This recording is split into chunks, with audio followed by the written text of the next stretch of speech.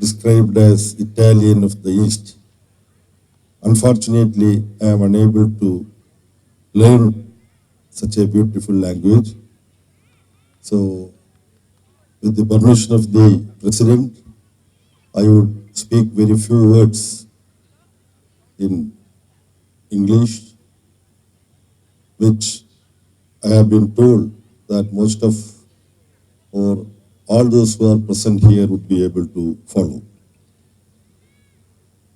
Respected Sambra Srinivas, Lakshmaya, Manohar Naidu, Vara Prasad, Chandu, Srinivas, other respected friends and comrades seated on the dais and off the dais.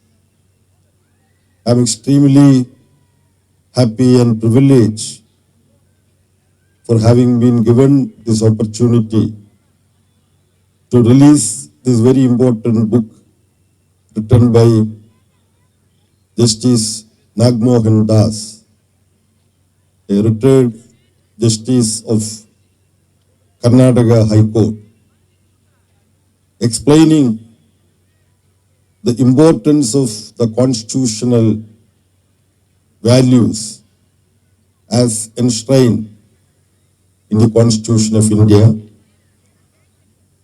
Justice Nagmohan Das, while highlighting the important aspects, the secular, democratic, and republican values enshrined in Indian Constitution, he has also very judiciously and carefully highlighted the threats that are coming towards this very same secular, democratic, and republican values enshrined in the Indian Constitution of late.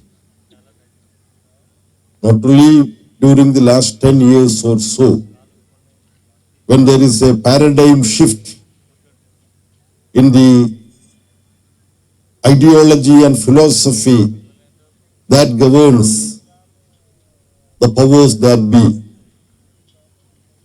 But since the mid-80s, there has been systematic efforts to propagate certain values in the name of values according to those who advocate this argument. They say that the Indian Constitution doesn't represent the Indian traditional jurisprudence. So these forces, this communal and revivalist forces, they say that the Constitution which was adopted following detailed debates in the Constituent Assembly after we having achieved independence, that Constitution should be done away with or drastically changed to make Indian Constitution, quote unquote, a constitution which follows, quote unquote, Indian tradition, which in short is what is embodied in Manusmriti. When the Indian Constitution Assembly was about to finalize the Constitution of India, after prolonged debates, threadbare debates, presided over by stalwarts of India's freedom struggle, participated by those who led the freedom struggle against British imperialism, and a scholar like B.R. Ambedkar as the chairperson of the drafting committee. That content of that constitution debate was known outside. So RSS mouthpiece, Rashtriya Swayamsevak Sangh's mouthpiece, organizer, wrote in black and white that this constitution which is going to be adopted by Indian Constituent Assembly has not taken any inspiration from Manusmriti, which is the most scholarly work enunciating how a society should be governed.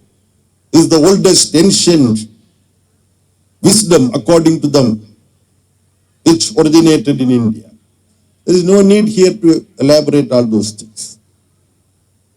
But those who have been advocating this argument that Indian Constitution cannot be considered to be, quote unquote, India's Constitution because it has nothing to do with the ideas of Manusmriti. In Manusmriti, what is there, we all know. The essence of Manusmriti, there are various things. But the domination of 1% of the Brahminical exploitative social order and all other segments, there is a hierarchical system where the topmost Brahmins and Kshatriyas, who are the rulers, they will dominate, and others who take care of the rest. Then Shudras in Chatur Varna, Chatur means 4. Under Manusmriti, they speak about 4 Varnas: Brahmins, Kshatriyas, Vaishyas, and then Shudras, who are the lowest in their ladder. Each segment from the lower ladder should serve the upper segment. Now, what about scheduled castes, scheduled tribes? Under Manu's consideration, they don't need to be considered as human beings. They are outside the system, Chaturvarnya system. They are outside the mainstream. They cannot come in front of anywhere else, in front of others. This is most rotten, inhuman system, which now these forces who opposed secular, democratic, egalitarian, republican Constitution of India, these forces now would like to replace the present Indian Constitution through a process. They won't say that we want to replace it with Manusmriti, a modernized, reinterpreted form of Manusmriti. They would. What are the symbols? First symbol is putting the Shangol in the new Indian Parliament. Shangol represents royalty, not democracy, without any shame. Indian mainstream media also accepted it. Now, the biggest danger that is faced by our country is the manner in which various arrangements propounded by Indian Constitution to safeguard the secular democratic content of Indian Constitution, these are being undermined. Our Constitution begins in a most democratic and most beautiful manner. It starts with "We the people of India." Of course, those who have studied constitutions of the world know that there are other countries also where such ideas and phrases are there. For example, the Constitution of America, the Federal Constitution of America also refers to "we the people." It is there in American Constitution. Indian Constitution makers studied all the constitutions in the world, most of the constitutions in the world. French Constitution also embodies similar ideas in it. In other countries also, I don't want to list all the countries. But so far as the usage of "we the people of India" in our constitution, there is a very interesting incident in the Constituent Assembly. Some people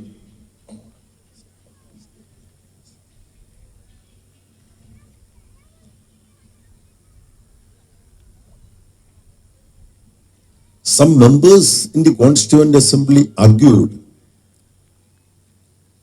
that we should commence our constitution with a reference to Almighty God. In the name of God, we discuss and adopt this constitution. That argument came. Then, Constituent Assembly, if you count how many members of the Constituent Assembly were rationalists or atheists or believers of this God or that God, I am very sure. Even you can speak about agnostics. Pandit Jawaharlal Nehru cannot be described as a atheist. He is in many places, he is a rationalist, and with regard to the question whether one believes in God or not, there are people who would say that that's not very important for me. Maybe there would be God, but I don't find any logic or reason to believe in God. But I don't say that there is no God. I don't want to speak like an atheist. Maybe there would be God, may not be. So I am not very concerned about that. Such people are, I am not giving a nuanced interpretation, but generally they are called agnostics. Ajnayavadigal. I think some Sanskrit words are, available in many Indian languages. So the point is, when one particular member in the Constituent Assembly demanded that the Constitution should begin its narratives in the name of God, others who believe in God also said that I believe in God, but there are people in any society who may not be believing in God. They may have their own ideas about God. We know we are people, we are here, so we can start in the name of people. And in the Constitution, there should be provision to believe in God, and those who don't believe in God, like Charvagas. Charvagas were there in Indian tradition. And Lord Rama, while being in forest, he was met by Lakshmana. Then one of the first questions Lord Rama asked Lakshmana was whether Charvagas are happy, well and satisfied in our country. This is what Rama was asking. So Rama was very concerned about the plight of Charvagas, whether they are properly treated or not. So Charvaga tradition, Sankhya tradition, Logayada tradition is part of Indian tradition. So in the Constituent Assembly, others said, no, we should start the Constitution in the name of people, we the people. The person who argued that it should begin with in the name of God, he insisted. When he insisted, others said, let us not bring God into a division. Division means voting. Because if some member keep on insisting his demand or his amendment to the Constitution, then the chair will have to take a vote. Those who want Indian Constitution to begin with in the name of God, please raise your hands or voice. Those who want the Indian Constitution to begin with in the people, we the people of India, please say ayes. Like that, voting would be required. So Ambedkar and Pandit Nehru and all that, they said, no, let us not divide the Constituent Assembly, those who are for God in the Constitution, that and those who are against God in the Constitution. But the person who argued for God, that constitution should begin with a reference to God. He insisted and demanded a division, forced a division in Constituent Assembly. You know the result. Majority members of the Constituent Assembly said that Indian Constitution should begin, we the people of India. That was the history of the Constitution making. Now where do we stand? Many secular democratic content which any citizen in modern world should feel proud about, such content is being assaulted in India. That is why Justice Nagmohan Das has been compelled to write this book. I don't want to go into the content of that book. I wish you buy one copy each to read it. But that is not enough. You should buy one more copy and you should present that copy to your dearest friend. This is what you have to do. It's such a valuable book. Somebody would ask, this person is speaking without reason. To present a book to my friend, I need to require only one book. I will read it and then I will present it. That also is a logical argument. But I disagree. This is a book which you can read and you can present to another friend. But this is a valuable book which you should possess, you should keep. You should occasionally read and discuss, refer. Therefore, two books you have to, minimum two books you should buy. One to be read by you, to be kept in your library, the other to be presented to your friend. A big threat that is coming to Indian Constitution and Indian legal system is the poison of communalism and the poison of unreason spreading into different layers of our society, and even members of the judiciary becoming victims, willing victims to the poison of unreason and poison of communal hatred, majoritarianism. Very recently we heard a serving Justice of Allahabad High Court. He went and participated in a function of Vishwa Hindu Parishad. Vishwa Hindu Parishad is a communal organization. And they were also party in one of the biggest unconstitutional crimes committed in the history of independent India. That is the destruction of a place of worship, Babri Masjid. Okay, a serving Allahabad High Court Justice decided to go and speak in the meeting of VHP. If he speaks some reason there, and if he advises workers of VHP not to engage in unconstitutional communal activities, maybe you can exonerate that High Court Justice. But what did he do? In that VHP meeting, he spoke like an RSS Pradarak. He is still a serving justice of Allahabad High Court.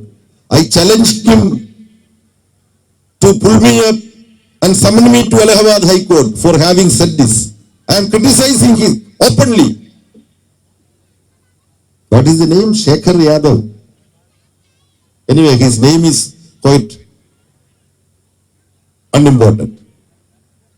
He spoke like an RSS Pratarik. Comrade Brinda Karat immediately wrote a letter to the Chief Justice of India. Because he has been violating Indian Constitution. Not only by participating in VHP function, but he spoke there like an RSS Pratarik, stating that in India, the words of the majority community is what is important, and that is what should be implemented. This is what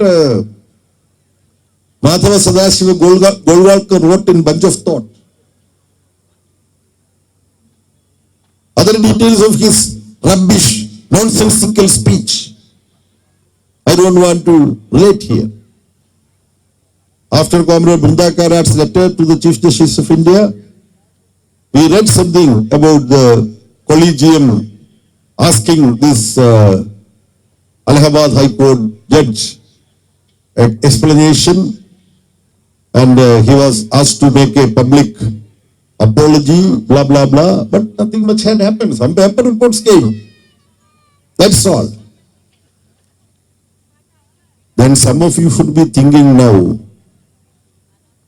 why this speaker has gone after only the High Court judge of Allahabad.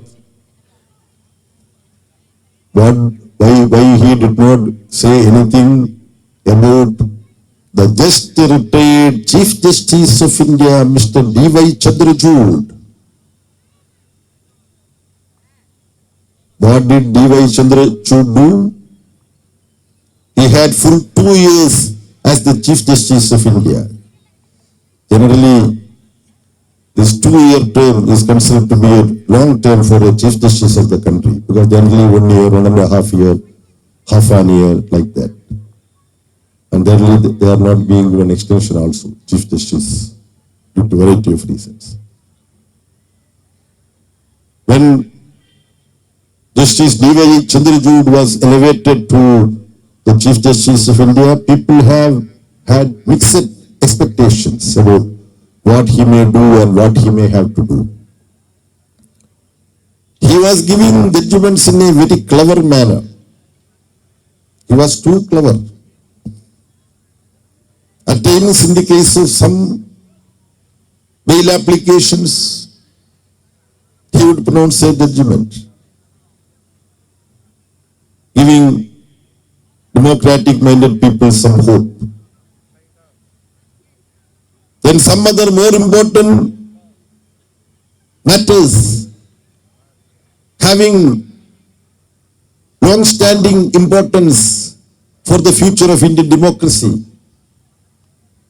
he had given very controversial, disappointing judgments.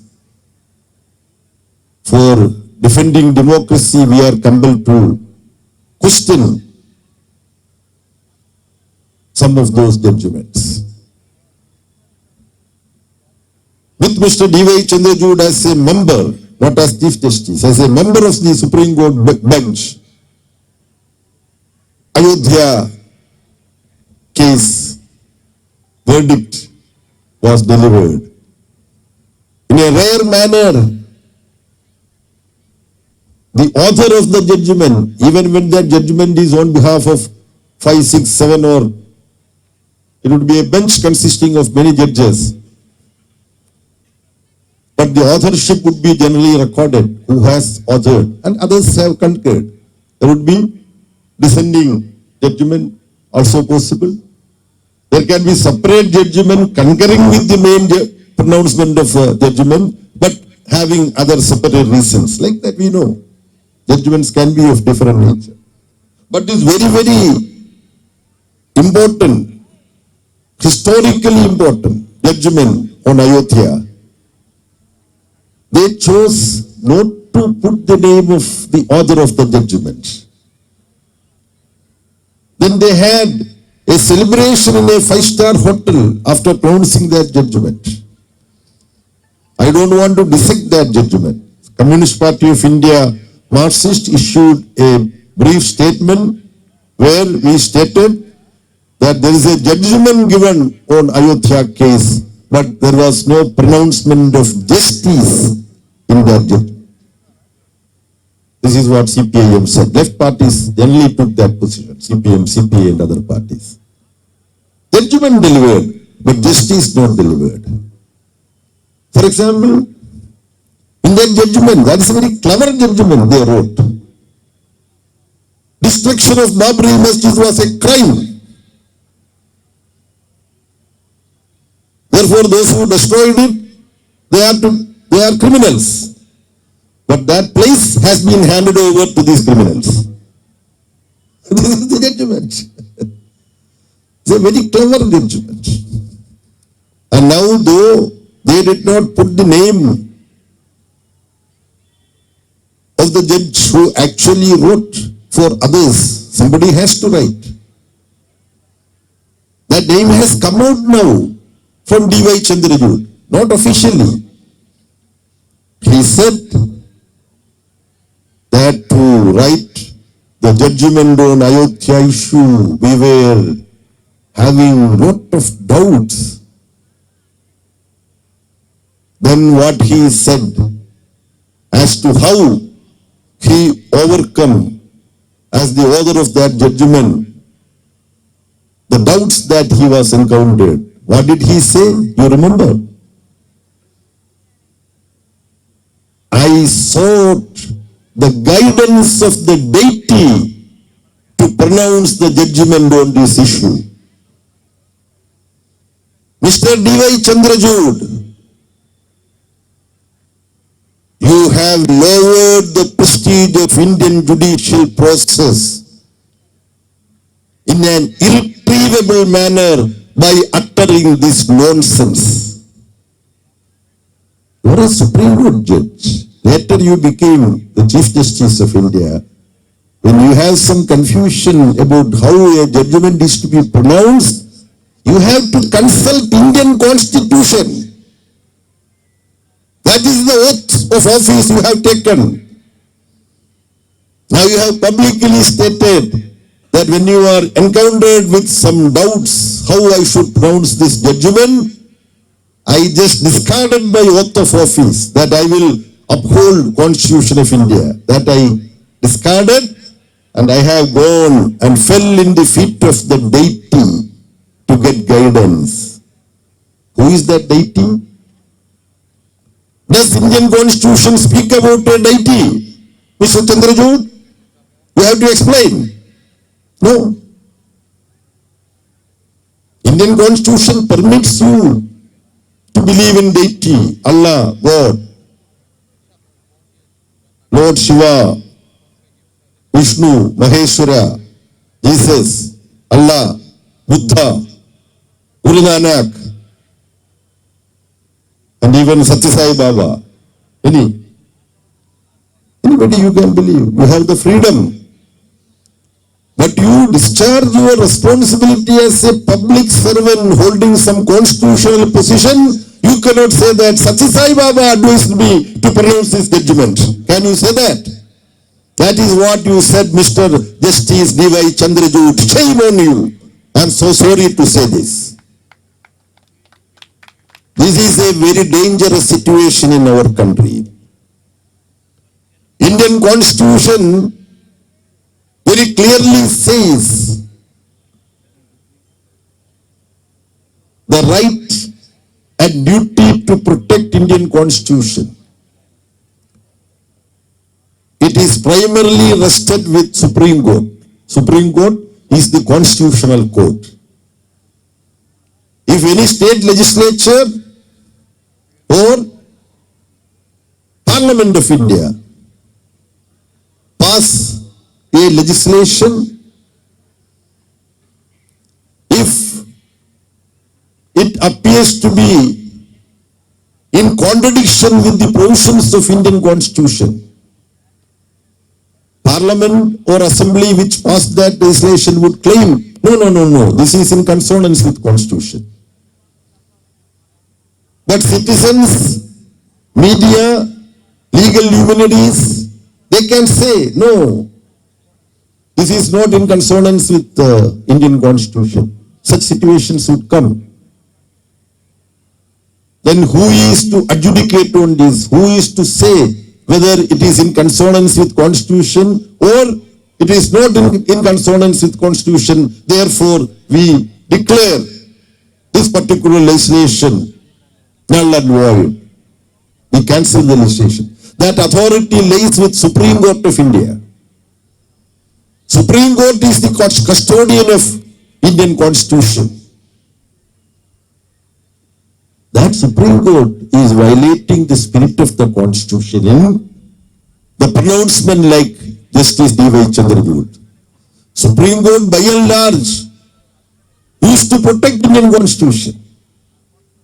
There are many instances, Supreme Court coming to protect the Indian Constitution. For example, electoral bond.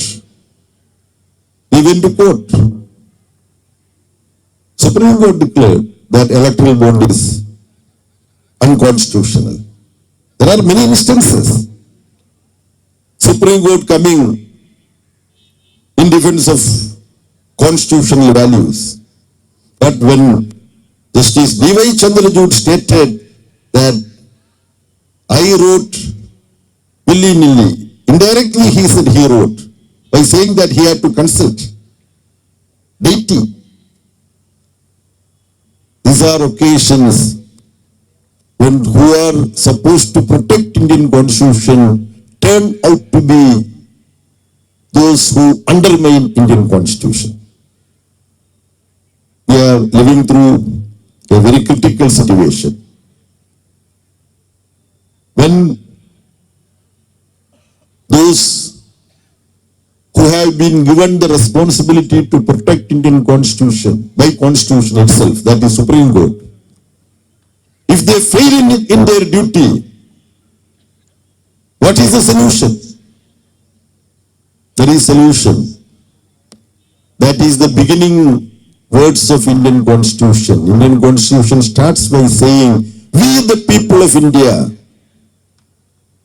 So, if Parliament fails Indian Constitution with a brute majority for fascistic forces in Parliament, they can also undermine Constitution.